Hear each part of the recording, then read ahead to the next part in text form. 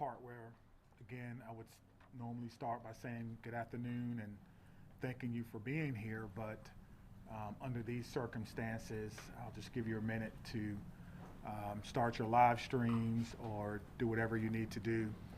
And while you're doing that, my name is Chief Sean Barnes, Shonbarnes. I'm currently the Chief of Police for the Madison Police Department. I'll be providing a brief update of the school shooting that we had today in Madison. There is some information that we're not going to release because it's still an ever-evolving situation. You'll hear from some of our representatives from our city and from our county, and behind me are a lot of people who came together today to make sure that the day ended well and that everyone else was safe. So with that being said, I'll go ahead and start my remarks. Today truly is a sad day for Madison and for our country. It is a day that I believe will live in our collective minds for a very, very long time. Here are the details. Today at 10:57 a.m., our team was called to the Abundant Life Christian School in reference to an active shooter. We know that 3 people are dead, including the suspect shooter. We know that the suspect shooter was a teenage student who attended the school. At this time, we're not releasing the age or gender of the student or any other identifying remarks about the student. 2 other people have died. That died were a teacher and a teenage student. 6 other people were injured. 2 students are now in critical condition in the hospital, and these injuries are considered life-threatening injuries. 4 students are also at other area hospitals with non-life-threatening injuries. But these are just the physical injuries that we know about. We know that this was the middle of the day of a school day, and so there will be other injuries that we'll have to face for a very, very long time. And we're going to do everything we can as a community to heal those injuries as well. Many of you have asked me about the why of this. Why did this happen? What do we know? What was the motivation? I do not know. But I will tell you this, our detectives are working hard in the investigative process to find out as many answers as we can so that we can further prevent these things from happening, not only in this community, but in other communities around our country. I think we can all agree that enough is enough, and we have to come together to do everything we can to support our students, to prevent press conferences like these from happening again and again and again.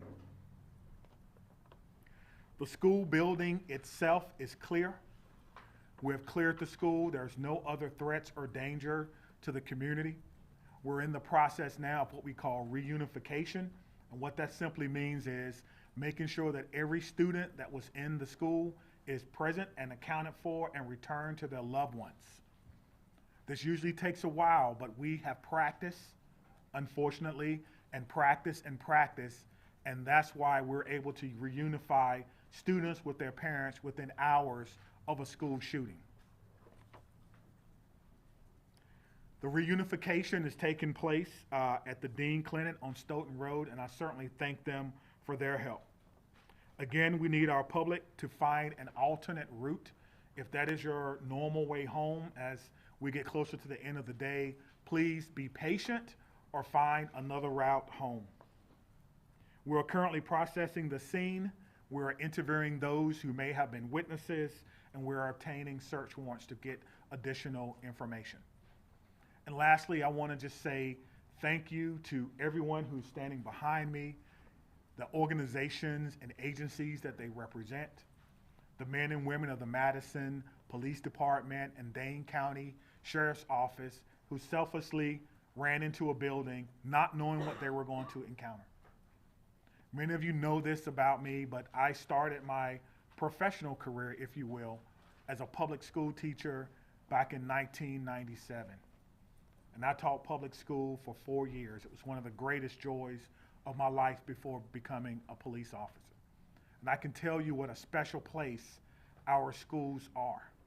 With that being said, we owe it to our community to do everything possible to ensure that it's not only a special place, but a safe place as well. And we're going to continue to do that. So we ask for your patience as information is coming in. We will do the best that we can to bring you accurate and timely information, but we want to make sure that our public knows that we're working extremely hard on this particular incident. There are a lot of people involved, and certainly we're going to come together as a community. I'd like to bring up at this time Police Fire Chief Chris Carver. Thank you, Chief Barnes. Before I start, the only thing I can say is this is not a place that any fire chief or any one of us would ever want to be, and I can't believe I'm standing here today talking about this incident. The fire department is a part of this community, much like all the folks standing up here with me today. Our hearts are with and our arms are around everybody impacted today and everybody within our community. With that, I won't repeat the details shared by Chief Barnes, but I will share with you the fire department activity for today. Much like Chief Barnes mentioned, at 10:57, we were also dispatched with Engine 5 and Medic 5 to the same location. Throughout the course of the incident, we responded with 5 engine companies, 4 ladder companies, 15 ambulances. I would like to take a moment and share our gratitude for our county partners throughout a multitude of EMS and fire agencies that joined us in the response today. We also had 11 off-duty chief officers that came in on this response, so it was a tremendous response from the fire department. We transported 4 patients to St. Mary's. We transported 3 patients to the University of Wisconsin hospitals. On the arrival of our crews, I can say my gratitude to our membership for what they did and their selfless actions today. It's hard for me to place into words what they ran into as well. They did that immediately, they did that selflessly, and within a course of 15 minutes from the first transport to the last transport, all the patients were on their way to the hospital. So to our membership within the Madison Fire Department and within all the emergency services, my gratitude, my recognition of the work that goes into this, the training that went into this, that again, we had hoped we would never have to put into practice. One more time on behalf of the Madison Fire Department, our hearts are with you, our arms are around you, and we will be with you throughout the duration of this. So at this point, I'll step aside, turn it over to the mayor. Thank you, Chiefs, both of you. This is an incredibly sad day for our community.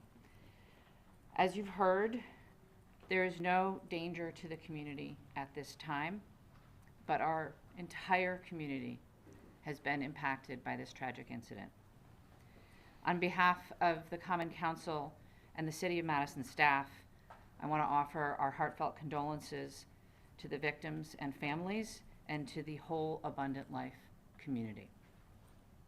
Our focus now is on supporting them and supporting the victims and their families. And we will continue to do that through the coming days and weeks. I also want to thank our first responders, the police, fire, the medical staff, for their quick action and their life-saving efforts.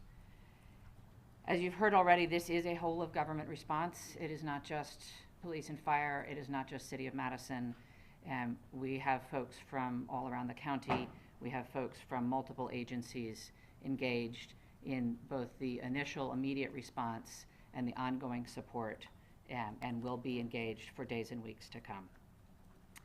I also want to thank the White House and the governor and others in the federal government and state government for reaching out to offer their support and help. We will be drawing on resources as needed going forward.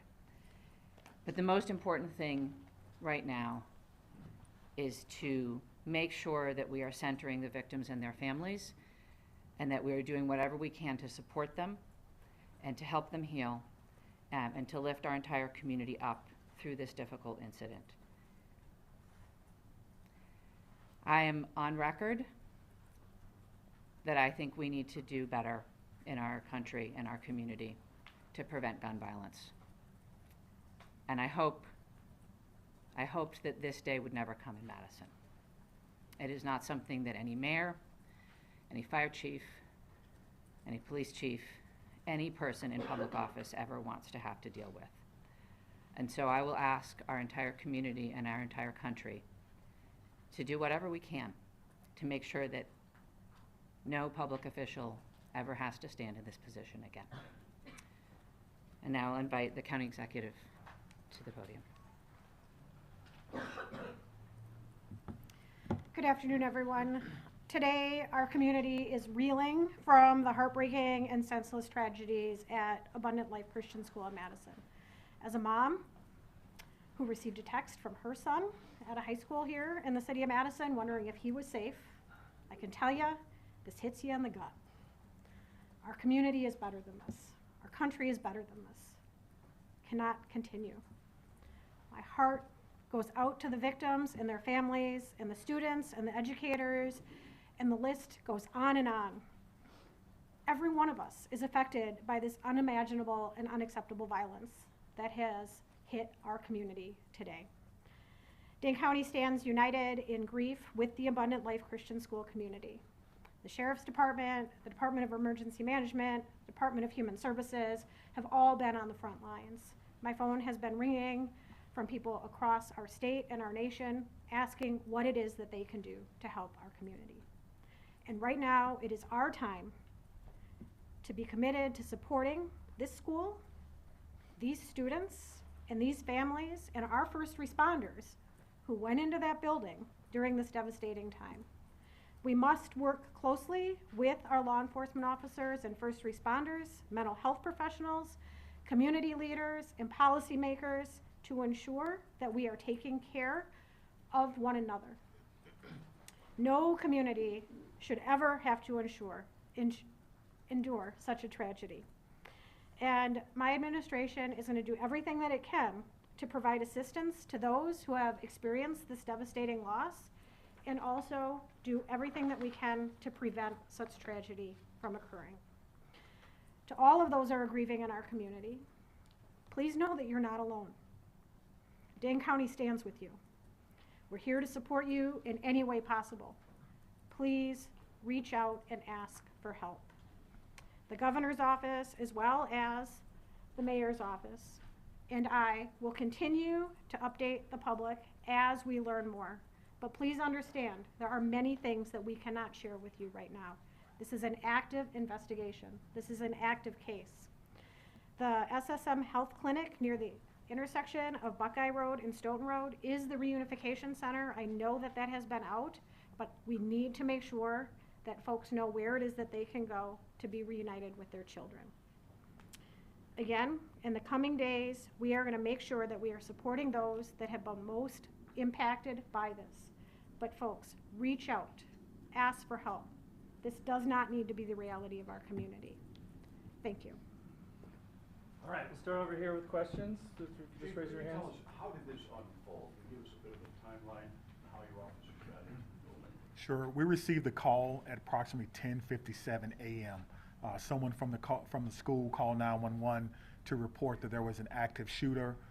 That means something different to us. Obviously, there's different protocols that go out, tone alerts even, so that even if officers are busy doing other things, they respond. One of the things that I do want to note is that our training center is about 3 miles from there. We have special event team medics, those that work with the fire department, responded to this particular scene from their training day. So what began as a training day became an actual day. And so that's how this call originally came in. Nicholas, did you have a question? What can you tell us, if anything, more about this shooter and what their motivations were, or have you made contact with their family members?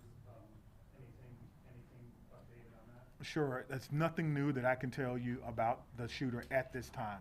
Again, as difficult as today is, that's still someone's child that's gone. That's still someone that has to deal with what happened today. And so we want to make sure that we can ensure as much cooperation as we can. You asked me about why, as I stated before, I don't know why. And I felt like if we did know why, we could stop these things from happening. But what I will tell you is, as soon as we are done with the investigation, any information that we uncover that will not compromise the safety of anyone involved or compromise the confidentiality of any of these children that are involved, we'll tell you. I just ask for your patience. All right, over there, sorry, go right ahead. Chief, what kind of gun was used today? We know it was a handgun. We know a handgun was recovered. All right, sit down right there. Was the shooting confined to one classroom, or did it spread out throughout multiple? We know it was confined to one space. I do not know if it was a classroom or a hallway. One of the things that we've gotten very good at, certainly different from in my day, is that if you do not need to be in a crime scene, you do not need to go to a crime scene. And so the crime scene and those persons who were involved, they have that crime scene locked down. I did not go or enter into that crime scene. But if you can imagine, most schools, the students go together, but they are segregated. So on each different floor, in each different group. And so there's no evidence that anyone else was injured that was not in that age group. Danielle? What can you say at this time about how school staff responded when the shooting started? I cannot speak to how the school staff responded. We did have injuries, but it could have always, of course, had additional injuries. I do not know what the school's protocols are. Again, this is a private Christian school.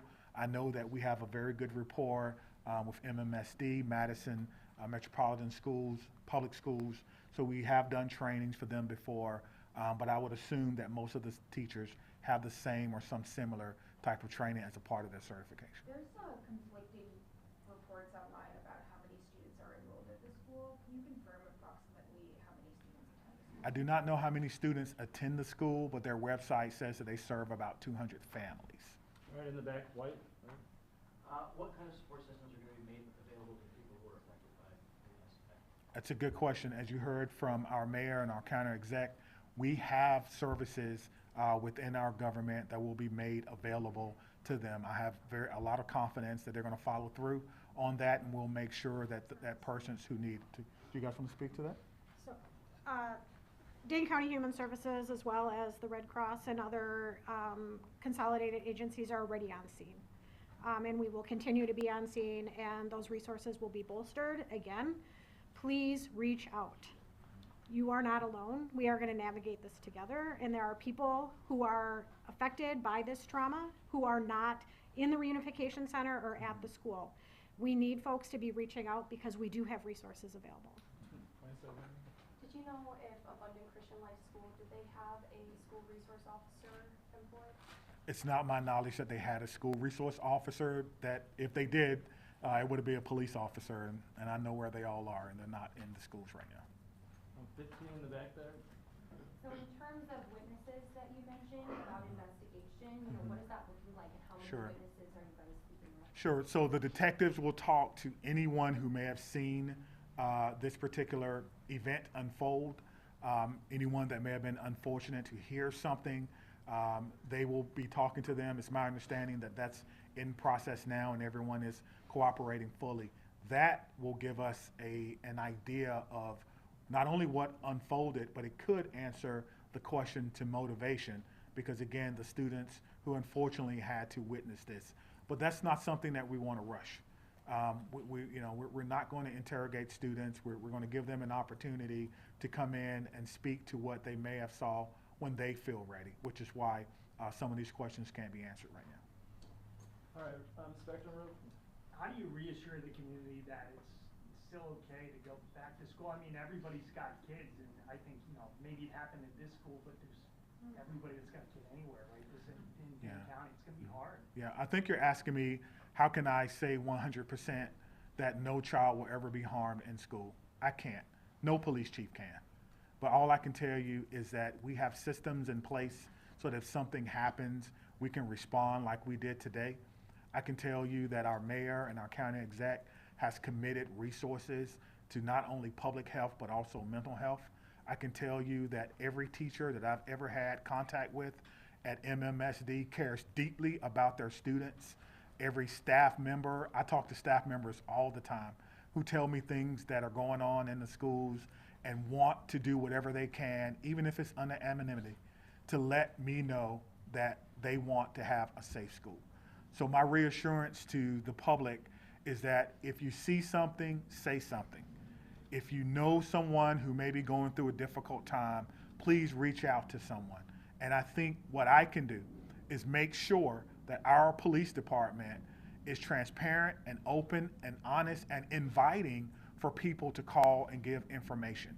I think MMSD does an excellent job of that, and the same thing can be said for any other private school. If you want to give information or you need someone to talk to, I can promise you we'll have someone there to get that information. All right, Chief, then, yeah. Understanding that this is a private school you may not be as familiar with, what can you tell us about some of the physical measures that are in place at this school, whether it's metal detectors, secure entryway, cameras, et cetera? Yeah, that's a good question. I've never been in this school, unfortunately. I'm not aware that there were metal detectors in the school. That's something that we can certainly look at. Most schools have some form of surveillance or public space cameras, but that will be, of course, part of the investigation process. Scott? Chief, can you clarify, you said 7 were injured, but 6 were hospitalized. Does that mean one's been treated or released? And secondly, is the shooter's family cooperating with the investigation? Yeah, so it's 2 questions, but let me try to handle the first one. So I'm trying to go back to my notes. So we do know that 1 person was pronounced at the scene, and so that may be the 7th person. But we can get you all that information just when we're done. I'll have my PIO give that to you so you can report it accurately. And what was your second question? Is the shooter's family cooperating? At this time, yes, Right, right there. So you have made contact with the shooter's family? we have. And what were the steps taken to do that? It's through the investigative process, okay? Laura? Yeah. Is the shooter's home being searched? We've got some information that is ongoing. Yes, obviously, once we have identified, we have initiated a search, but we think that search is either ongoing now or that search may be concluded. Of course, it's about safety. That's the first thing, making sure that people are safe, and then we'll go from there. This has been, this has been an amazing day for everyone. And so if you have someone who is deceased, who may have been a shooter, you want to make sure that their family is okay. You don't know. And so that is what we're doing right now. It is about the safety of everyone. This is going to be a long day for the Madison Police Department. We just want some of your patience. Are you aware, had the school had any prior threats? And then just, jumping off of that, do you know if the shooter had any prior contact with law enforcement? We do not know that the shooter had any prior contact with law enforcement, but I did do a check of the school. There were some calls, but they were like 911 hang-ups, things of that nature. There was nothing that suggested that the school was a place that violence would occur. Chief, I know that you mentioned that the shooter died of a self-inflicted gun wound. Did that happen before officers arrived at the school or when the shooter saw Yeah. officers coming into the school? Yeah, so let me say that the cause and manner in which the shooter died will be determined by the inmate.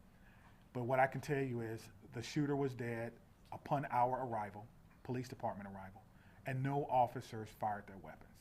Okay? Lucas? What are these search warrants you're executing? Are they at the residence on like the device the shooter had? What do you, I'm sorry. The extent of the search warrant. Yeah, so the extent of the search warrant is to be able to go in a place that we don't have permission to be in and make sure that everyone is okay. And then if there's any evidence that we think we need to collect, we could only do that with the use of a search warrant. And so again, we have to determine if there is evidence that we will need. Everyone wants to know what led up to this. Are there any additional threats to public safety? Is this person or was this person by themselves? There are a lot of questions that we want to answer, but we have to answer the safety questions first, and then we'll move on to some of the more investigatory questions. Are you in possession of any of the shooter's devices? I am not, no.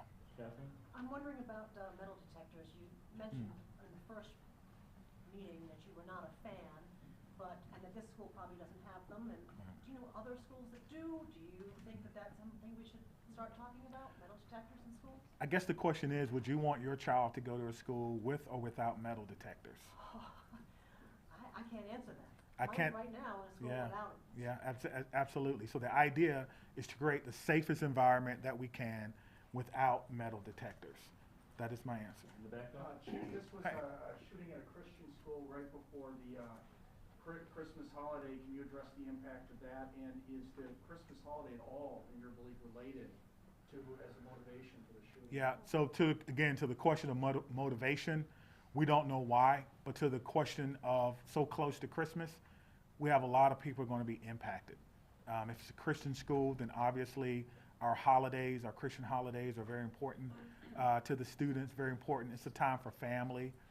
Students probably getting ready to go out on break, and now the break will be a little less about celebrating Christmas than more about celebrating perhaps friends and loved ones and staff members who perhaps lost their life.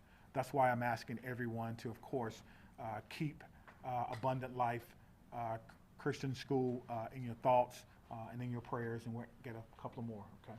Okay, real quick, Phoebe.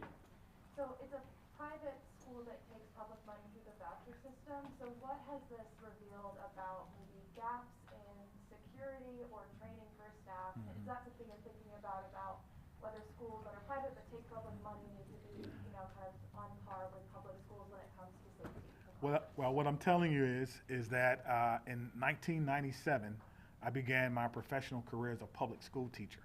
I taught history for 4 years before becoming a police officer.